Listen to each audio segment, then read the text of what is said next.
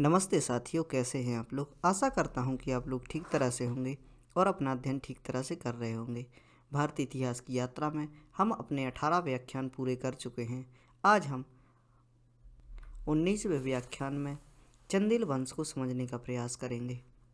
साथ ही इस वंश के प्रमुख राजा राजा धंग और राजा विद्याधर के बारे में भी अध्ययन करेंगे। इसके अलावा कलचुरी वंश, जो कि चेदी वंश कहलाता है, इसके बारे में अध्ययन करेंगे। बंगाल के सेन वंश के बारे में भी समझने का प्रयास करेंगे एवं साथ ही इसी समय पर चलने वाला समकालीन समय में मालवा का परमार वंश, इसके बारे में भी अध्ययन करने का प्रयास करेंगे।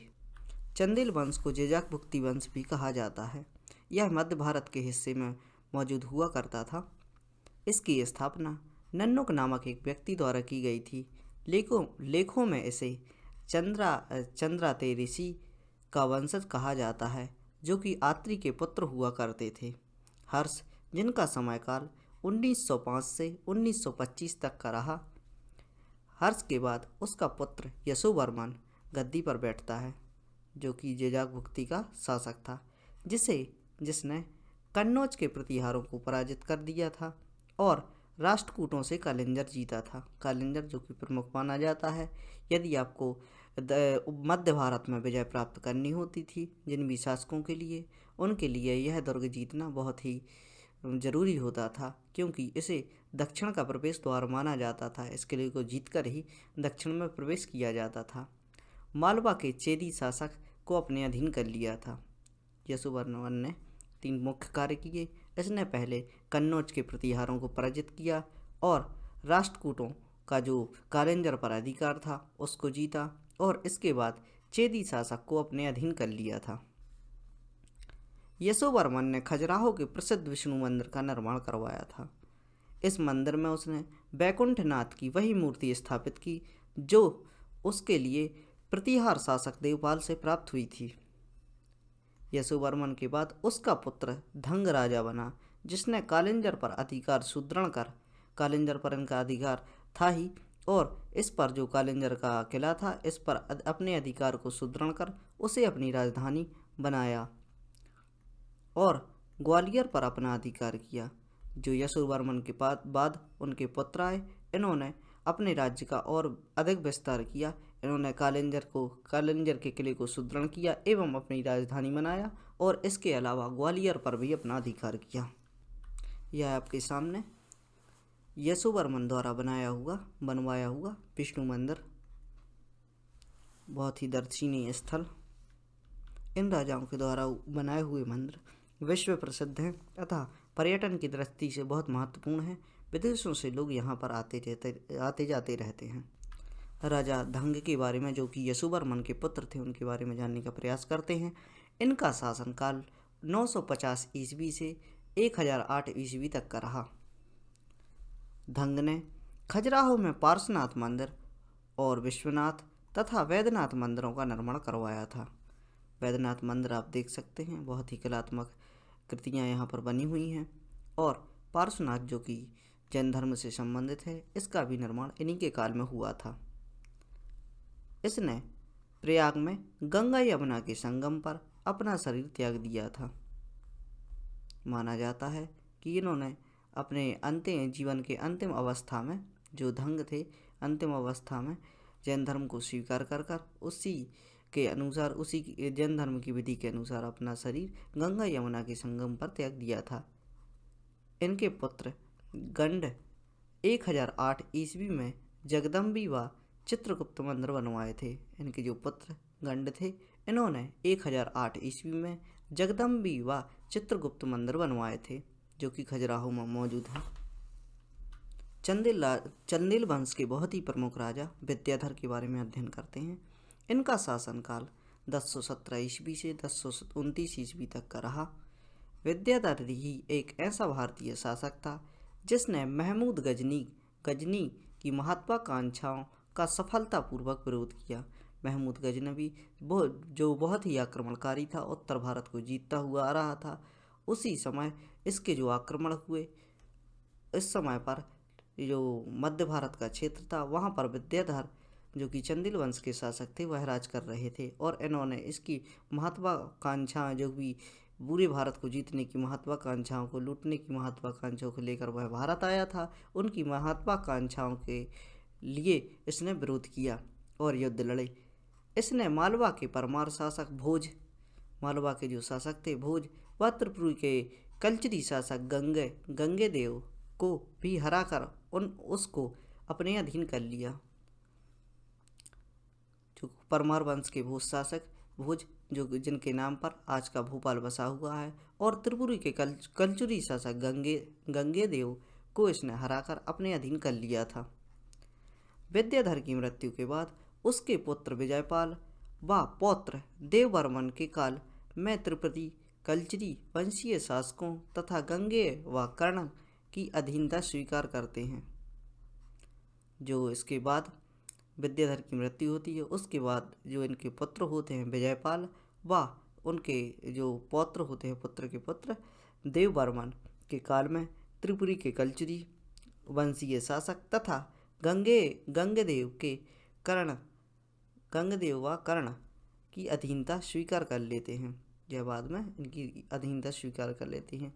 परंतु दोनों के बाद कीर्तिवर्मन इस वंश का शासक बना, जिसने चेदी नरेश कर्ण को हराकर पुनः अपने प्रदेश के लिए स्वतंत्र कर लिया। ये जो विद्याधर थे, विद्याधर के शासनकाल में यह कलचरी व परमार वंश के शासकों को पराजित करते हैं। इनकी जो विद्याधर के बाद जो कलचरी वंशीय शासक होते हैं वह उग्र हो जाते हैं, और कलचरी वंशीय शासक गंगे व कर्ण यह उग्र हो जाते हैं और यह अपनी अधीनता स्वीकार करवा लेते हैं। परंतु इनके बाद जो इस वंश का कीर्तिवर्मन नामक शासक आता है, वह चेदी नरेश कर्ण को हराकर पुनः से अपने प्रदेश के लिए स्वतंत्र कर लेता है। इसकी पुष्टि अजयगढ़ व महोबा से प्राप्त चंदेल लेख से भी होती है। इस वंश का अंतिम शासक परिमार्दी देव था। परिमार्दी देव या इन्हें परमल भी कहा जाता है, जिसने 1165 से 1203 ईस्वी तक शासन किया था। यह बहुत ही प्रमुख राजा थे। इनके समय में पृथ्वीराज चौहान हुआ करते थे।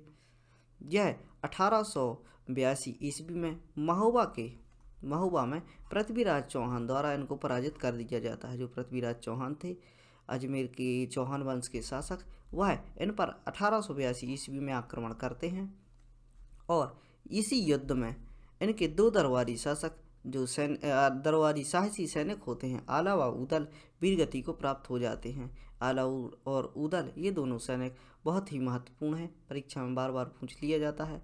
यह मैहर माता का मंदिर है, जो शारदा माता का मैहर में शारदा माता का मंदिर है, उनके भक्त भी माने जाते हैं। यह इसी युद्ध में वीरगति को प्राप्त हो जाते हैं। 1203 ईस्वी में कुतुबुद्दीन ऐबक द्वारा इनको पराजित कर दिया जाता है।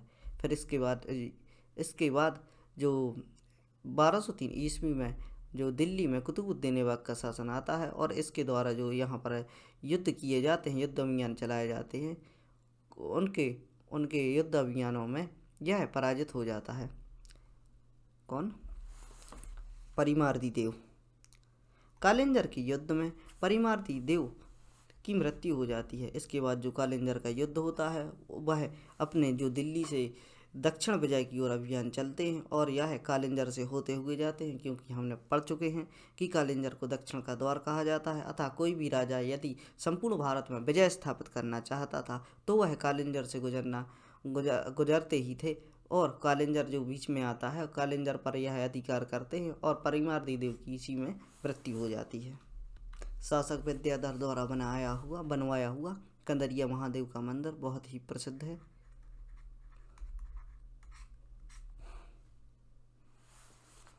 यह चंदेल वंश की आला दर्जी एवं कलात्मक दृश्यों को दर्शाते हैं। इस काल में पत्थरों की नक्काशी एवं वास्तुकला का बहुत ही विकास हुआ। बहुत ही महत्वपूर्ण कंदरिया महादेव का मंदिर, जो कि खजुराहो में स्थित है। इसके गर्भगृह में शिव एवं गणेश, जो कि प्रमुख तथा गणेश है, शिव हैं, और इसके अंतर्गत जो हिंदू धर्म के प्रमुख देवी देवताओं की मूर्तियां बनी हुई हैं। इस मंदिर की भीतरी व बाहरी दीवार पर अनेक भव्य मूर्तियां उत्कीर्ण की गई हैं। अन्य मंदिरों पर कामसूत्र की अवस्था में कुछ मूर्तियां बनी हुई हैं, जो कि हमें 1000 वर्ष पुरानी जो खुली सामाजिक चेतना थी उसका अनुभव कराती हैं।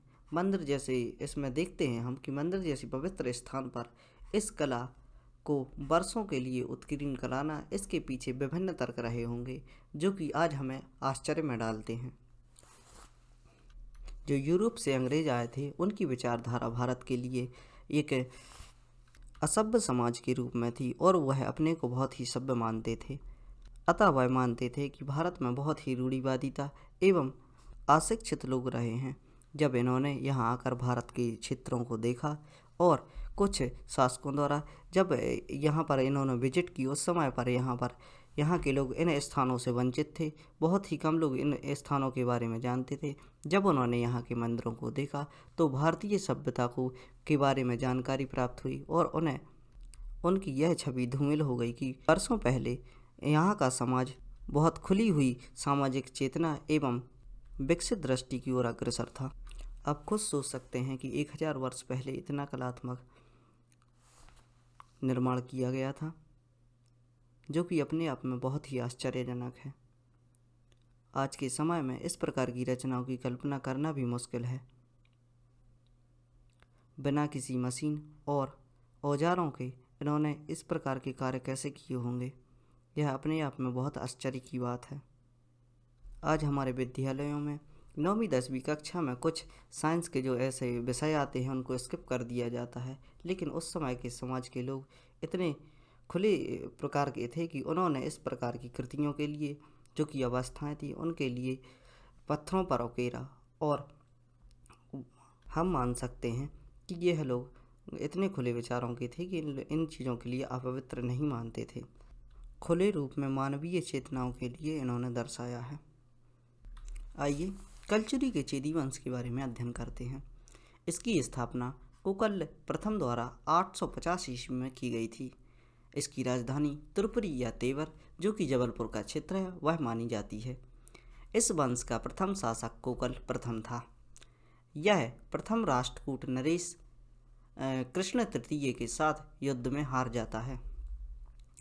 इस कारण इस क्षेत्र पर कुछ समय तक राष्ट्रकूटों का शासन रहा, परंतु शीघ्र ही युवराज प्रथम, जो कि इसी वंश के शासक थे, अपनी सेना लेकर राष्ट्रकूटों पर धावा बोल देते हैं और उन्हें परास्त कर अपने साम्राज्य से बाहर कर देते हैं। युवराज प्रथम के ही शासन में राजशेखर कन्नौज छोड़कर त्रिपुरी आया था, जहां उन्होंने दो ग्रंथ थे जो कि किसके द्वारा रचित थे, राजशेखर के द्वारा, काव्यमीमांसा एवं विद्यासाल भंजिका में युवराज को उज्जैनी भुजंग अर्थात मालवा का विजेता कहा। जो राजशेखर जो कन्नौज छोड़कर त्रिपुरी आए थे, इन्होंने दो ग्रंथों की रचना की। इनकी पहली रचना थी काव्यमीमांसा, बहुत ही महत्वपूर्ण, और दूसरी है विद्यासाल भंजिका। इसमें युवराज के लिए उज्जैनी भुंजक अथवा मालवा का विजेता कहा। युवराज द्वितीय, जो कि युवराज प्रथम के बाद आए थे, युवराज द्वितीय को मालवा के नरेश मुंज द्वारा पराजित कर दिया गया। जो मालवा के नरेश थे मुंज, इनके द्वारा युवराज द्वितीय को पराजित कर दिया गया। इस कारण त्रिपुरी पर कुछ समय तक परमारों का अधिकार रहा। परमार वंश के जो शासक थे उनका अधिकार रहा। इसके बाद इसी वंश के राजा, मतलब जो कलचुरी वंश के राजा थे गंगेदेव, जो कि प्रारंभ में चंदेल नरेश विद्याधर के अधीन हुआ करते थे। यह पहले विद्याधर के अधीन हुआ करते थे। विद्याधर की मृत्यु के बाद उन्होंने अपने राज्य को स्वतंत्र कर लिया। इसने विक्रमादित्य की उपाधि धारण की। 12वीं सदी के अंत में इस वंश ने किसी न किसी प्रकार महाकौशल में अपनी सत्ता कायम रखी, जो कि 13वीं सदी के प्रारंभ में इस वंश के अंतिम शासक विजय सिंह बना, जो कि चंदेल शासक त्रैलोक्यवर्मन से पराजित हुआ। और इस प्रकार त्रिपुरी को चंदेल राज्य में शामिल कर लिया गया। कलचुरी का जो चेदी वंश था वह इस प्रकार समाप्त हो गया।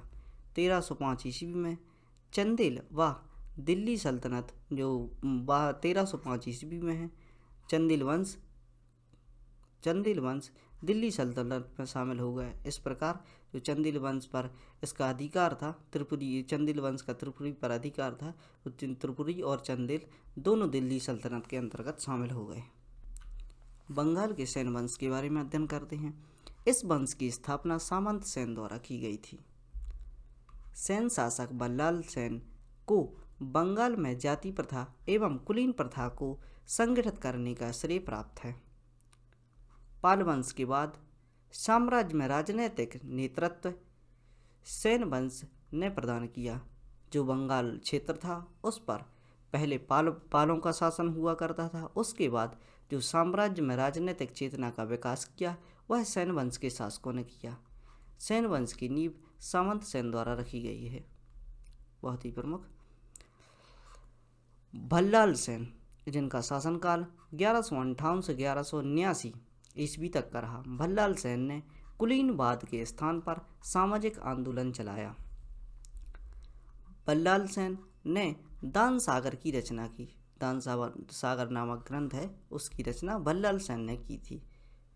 भल्लाल सेन के पुत्र लक्ष्मण सेन ने लखनौती नगर की स्थापना की थी। लक्ष्मण के नाम पर ही लखनौती नगर का नाम पड़ा,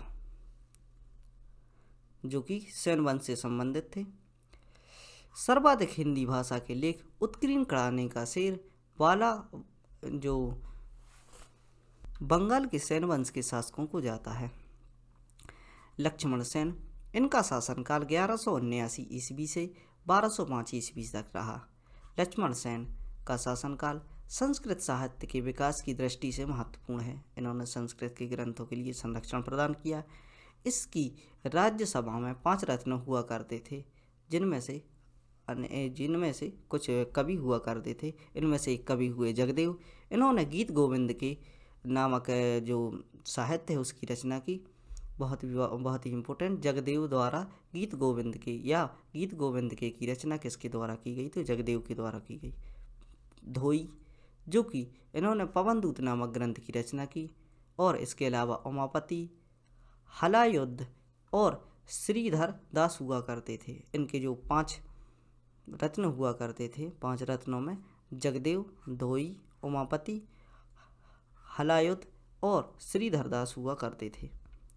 लक्ष्मण सेन के शासनकाल में मुस्लिम आक्रमण 1199 में हुआ था। 1199 ईस्वी में जब लक्ष्मण सेन बंगाल पर शासन कर रहे थे, उस समय पर 1199 ईस्वी में पहला मुस्लिम आक्रमण हुआ। इसके साथ ही सेन वंश का अंत हो गया। मारवा के परमार वंश के बारे में अध्ययन करते हैं। परमार वंश का संस्थापक सीयक या श्रीहर्ष को माना जाता है। प्रारंभ में परमार की राजधानी उज्जैन हुआ करती थी, जो बाद में धार नगरी में स्थानांतरित कर दी गई थी। इस वंश का सबसे शक्तिशाली शासक राजा भोज थे। इसने धार नगरी में संस्कृत महाविद्यालय की स्थापना कराई थी, जहां उसने बाग देवी, जो कि सरस्वती देवी मानी जाती हैं, की प्रतिमा स्थापित की थी। उस प्रतिमा के समान ही सरस्वती देवी की प्रतिमा, जो कि ज्ञानपीठ पुरस्कार में प्रदान की जाती है, वह ज्ञानपीठ पुरस्कार में अंकित की गई है, इसी के समान होती है, या इसी से उस ज्ञानपीठ पुरस्कार की जो देवी की प्रतिमा है, इससे लिया गया है। इतिहास में राजा भोज का काल आर्थिक समृद्धि के लिए जाना जाता है। कहावत है कि कहाँ राजभोज कहाँ गंगू तेली। यह जो कहावत है वह इन्हीं राजा को लेकर बनाई गई है कि इतिहास में इनके काल में बहुत ही आर्थिक रूप से यह समृद्ध हुआ करते थे। इनके बारे में कहा जाता है कि यह कवियों के एक श्लोक पर 1 लाख मुद्राएं प्रदान कर दिया करते थे। इनका संघर्ष कल्याणी के चालुक्यों से हुआ।